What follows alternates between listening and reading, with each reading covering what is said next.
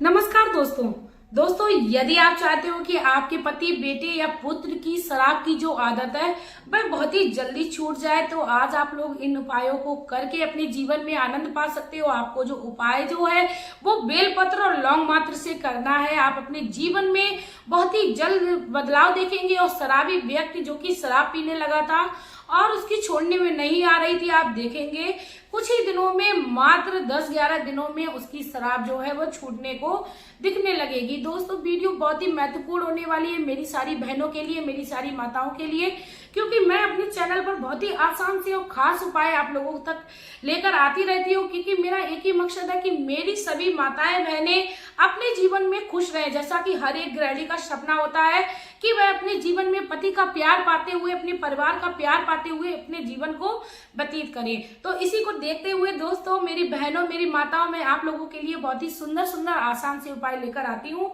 और श्री हरि या वो महादेव से संबंधित होते हैं या वो आयुर्वेद से संबंधित होते हैं, तो आप लोग मेरे इन उपायों को करके अपनी शराब रूपी समस्या से निजात पा सकते हो। दोस्तों वीडियो को शुरू करने से पहले मैं मेरे आराध्य श्री लक्ष्मी नारायण को मैं कोटि कोटि प्रणाम करती हूँ, मैं उनको कोटि कोटि नमस्कार करती हूँ। दोस्तों आज मैंने कई सारी जगहों पर ऐसा देखने को पाया है कि हर जगह शराब का प्रचलन बहुत ही ज्यादा हो गया है। कोई भी व्यक्ति अपने जीवन में किसी भी सुख को पाता है तो वह शराब से सेलिब्रेट करता है। दोस्तों मुझे ये नहीं समझ में आता है शराब में ऐसा सुख क्या है। दोस्तों आपकी पैसों से भी बर्बादी हो रही है, आप अपने परिवार से भी वंचित हो रहे हो, और शायद एक शराबी व्यक्ति कभी ये कल्पना नहीं करता कि इससे मेरे परिवार को कितना दुख होगा।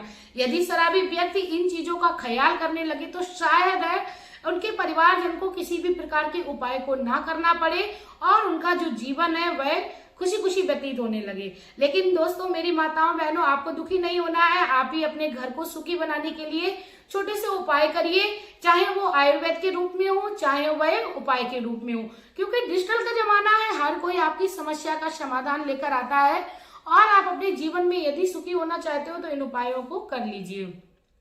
इसी के साथ मेरी प्यारी माताओं बहनों से ये रिक्वेस्ट रहेगी कि आप लोग चैनल पर नए हो तो प्लीज चैनल को सब्सक्राइब करके वीडियो को लाइक करिए। इसके साथ ही आप बेल आइकन को भी प्रेस कर लीजिए, जिससे मेरी जितनी भी नोटिफिकेशन है वह आप लोगों तक पहुंचे और आप लोग उनका लाभ पाएं। इसी के साथ आप हर हर महादेव का प्यारा सा कमेंट भी कर दीजिए। दोस्तों कहते हैं कि भगवान यदि किसी भी व्यक्ति की मनोकामना नहीं सुनते तो शायद आज उनके मंदिर में इतनी भीड़ नहीं लगी होती। श्री महादेव के मंदिर में चाहे आप जाके देख लीजिए, चाहे श्री हरि के मंदिर में जाके देख लीजिए, चाहे वह माता रानी के मंदिर में जाके देखिए, हर जगह भक्तों का तांता लगा होता है। यदि मनोकामनाएं पूर्ण नहीं होती, यदि भगवान नहीं होते हैं तो क्यों भीड़ होती है? सब होता है, भगवान अपने भक्तों पर हमेशा ही कृपा दृष्टि रखते हैं। जैसा कि कहा जाता है कि मेरे श्री हरि मेरी सुनते हैं, बिल्कुल सुनते हैं। ठीक उसी प्रकार आप यदि श्रद्धा भक्ति भाव से अपने जीवन में किसी भी कार्य को करेंगे और पूरे विश्वास और लगन के साथ करेंगे तो आप अपने जीवन में अवश्य सफलता को पाएंगे। दोस्तों आपको उपाय करने के लिए गुरुदेव कहते हैं कि सबसे पहले अपने अंदर विश्वास बनाना है, पॉजिटिविटी को लाना है। आपको ये सोचना है कि मैं ये कार्य कर रही हूँ, अवश्य मुझे इसमें सफलता मिलेगी ही मिलेगी। तो दोस्तों अब आपको उपाय करने के लिए क्या करना है, आपको एक मुट्ठी भर बेलपत्र लेनी है। दोस्तों कोई संख्या नहीं, आप अपने अंदाज से एक मुट्ठी भर बेलपत्र ले लीजिए। थोड़ी सी आप लौंग ले लीजिए, आधी चम्मच के समथिंग में आप लौंग ले लीजिए, और आपको श्री महादेव के मंदिर में जाना है। वैसे तो दोस्तों ज्यादातर अपने उपायों में लोग गिनती की चीजें बताते हैं कि इस गिनती से करनी है, लेकिन दोस्तों ये जो उपाय है वह आप लोगों को शराबी की सेवन भी कराना है, तो मैं आप लोगों को एक औषधि के रूप में बाद में बताऊंगी आपको किस तरीके से करना है। इसीलिए आप एक मुट्ठी बेलपत्र ले लीजिए, उसके बाद आप थोड़ी सी आधी चम्मच मात्र लौंग ले लीजिए। श्री महादेव को आप अर्पण करिए, क्योंकि ये चीजें जो है वो औषधि के रूप में भी इस्तेमाल की जाती हैं। और औषधि यदि किसी व्यक्ति को लग जाए तो दोस्तों विश्वास करिए उस व्यक्ति के जीवन से रोग जो होता है वह तो भाग ही जाता है, साथ में उसके परिवार को भी वही खुशी मिलती है जो उसने अपने जीवन में कल्पना नहीं की होती है। तो महादेव पर आप उन बेलपत्र को और जो चम्मच आधी चम्मच आप लौंग ले गए थे उनको आप चढ़ा दीजिए। श्री महादेव के साथ आप उनके समस्त परिवार को प्रणाम करिए। आपको ये याद रखना है कि महादेव की शिवलिंग के पास जब भी जाएं तो आप उनके समस्त परिवार को आप प्रणाम करिए। माता अशोक सुंदरी को और शेषनाग को, और आप नंदीश्वर महाराज को, इसके साथ ही आप कार्तिकेय जी और गणपति महाराज को भी प्रणाम करिए, क्योंकि कहते हैं जहां पर भी परिवार को बुलाया जाता है वहां पर व्यक्ति जाना ज्यादा पसंद करता है।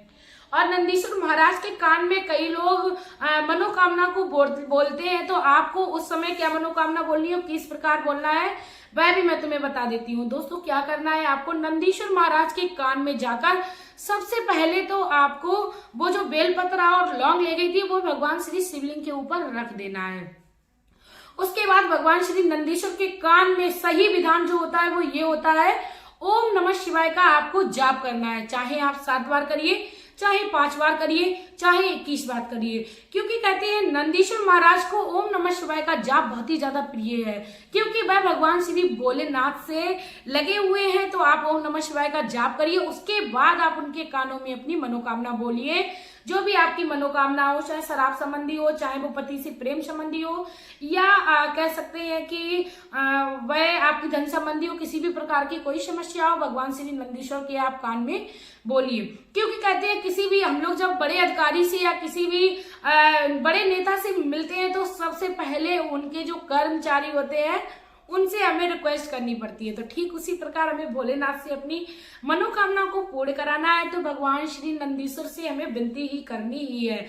और साथ में दोस्तों आप लोगों को ये कहना है, उनके कान में नहीं भूलना है कि आप भोलेनाथ के समस्त परिवारजन, आप भी आइए साथ में, भोलेनाथ के समस्त परिवारजन आप हमारे घर में प्रवेश करिए और हमारे घर में जो भी समस्या चल रही हो, प्रभु जो भी कलेश चल रहा है वह आपकी कृपा से बिल्कुल खत्म हो जाए। आपकी शुभ सुंदर चरण जिस प्रकार हमारे घर में पड़े, जैसे ही पड़े हमारे घर की सारी समस्याएं जो है वह खत्म हो जाए। दोस्तों फिर आप लोगों को भगवान श्री भोलेनाथ को प्रणाम कर जो आपने बेलपत्र और लौंग चढ़ाई थी उसको आपको उठा लेना है। उसके बाद आप एक पात्र में ले आइए और उनको आप चाहे तो बेलपत्र को सुखा लीजिए तो आप अच्छे से पाउडर बना लेंगे, नहीं तो वो गीली गीली हो जाएगी। तो आप उनको बेलपत्र को अच्छे से सुखा लीजिए, जिस भी प्रकार आपके पति आपके बेटे उसका सेवन करें उसी तरीके से आप उसको इस्तेमाल करिए, क्योंकि चटनी के रूप में ज्यादा लोग नहीं करेंगे। तो आप बेलपत्र और उन लौंग को अच्छे से सुखा लीजिए। उसके बाद आपको उनका चूरन बनाना है। दोस्तों आपको याद रखना है कि चूरन बनाने के लिए आपको मिक्सर का इस्तेमाल नहीं करना है, आपको कूट के बनाना है। कूटने का मतलब ये, जिस प्रकार आप इन लौंग और बेलपत्र को कूट रही है, ठीक उसी प्रकार आप अपने जीवन से शराब संबंधी समस्या को कूट पीट कर अलग कर दीजिए।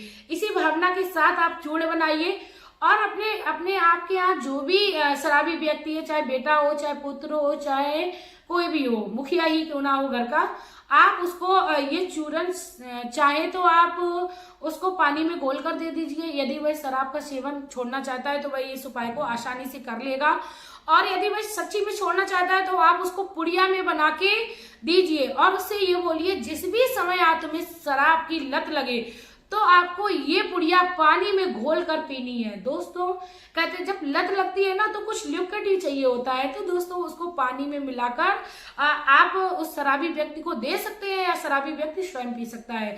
यदि शराबी व्यक्ति फिर भी इस उपाय को नहीं करना चाहता है, वह नहीं चाहता है कि उसकी शराब की जो लत है वह छूट जाए, तब आप लोगों को ऐसे में उसका इस्तेमाल जो है वो चाय में करना है। दोस्तों जब हम बेलपत्र को सुखा लेंगे तो उसका हरापन खत्म हो जाएगा। चाहे तो आप चाय में कर लीजिए, आप सब्जी में डाल के दे सकते हो, मतलब आप किसी भी तरीके से शराबी व्यक्ति को उसका सेवन कराइए। दोस्तों आप मात्र 10-11 दिन में देखेंगे भगवान श्री महादेव की कृपा से शराब संबंधी समस्या आपके घर से छूमंतर हो चुकी है, जड़ से खत्म हो चुकी है। लेकिन दोस्तों समस्या यदि समाधान कराना है तो आपको विश्वास रखना है, किसी भी प्रकार की किसी की बात में नहीं आना है, भगवान भोलेनाथ को अपना समर्पण कर देना है। क्योंकि जब किसी कार्य को करने के लिए आप आगे बढ़ते हैं तो आपको टांग पकड़ के खींचने वाले ज्यादा लोग आ जाते हैं।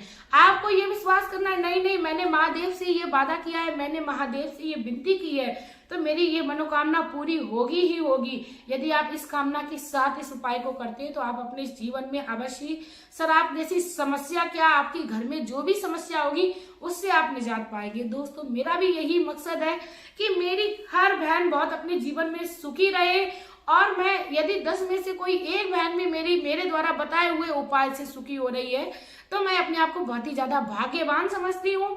इसी के साथ दोस्तों मैं ये भी कहना चाहूंगी कि कलयुग में यदि हम लोग भगवान नाम का जाप करते हुए अपना जीवन व्यतीत करेंगे तो शायद एक कलयुग में भी हम लोग वह सुख पाएंगे जो हमने अपने जीवन में कल्पना नहीं की थी। इसके साथ ही दोस्तों कहावत भी कही गई है, कलयुग केवल नाम आधारा, सुमिर सुमिर नर उतरे पारा। दोस्तों यदि आप कलयुग में परम सुख के साथ अपना जीवन व्यतीत करना चाहते हो तो आप अपने आराध्य को किसी को भी मान लीजिए, अपने जीवन में पूर्ण समर्पण कर दीजिए, फिर आप जीवन का आनंद लेके देखिए, आपको बहुत ही आनंद मिलेगा। और आप अपनी लोगों की बातों को एक साइड रख दीजिए, क्योंकि लोगों का काम है हर किसी के काम में कमी निकालना। तो मेरी सभी माताओं बहनों से ये विनती रहेगी, यदि आप अपने जीवन में कोई भी अच्छा काम कर रही है और उनको लग रहा है कि नहीं मैं ये काम बिल्कुल ठीक कर रही हूँ, तो किसी की बातों में ना आकर आप अपने लक्ष्य की ओर ध्यान रखिए। इसी के साथ दोस्तों मैं वीडियो में अब आप लोगों से लेना चाहूंगी विदा। आप लोगों का प्यार और कीमती समय देने के लिए धन्यवाद।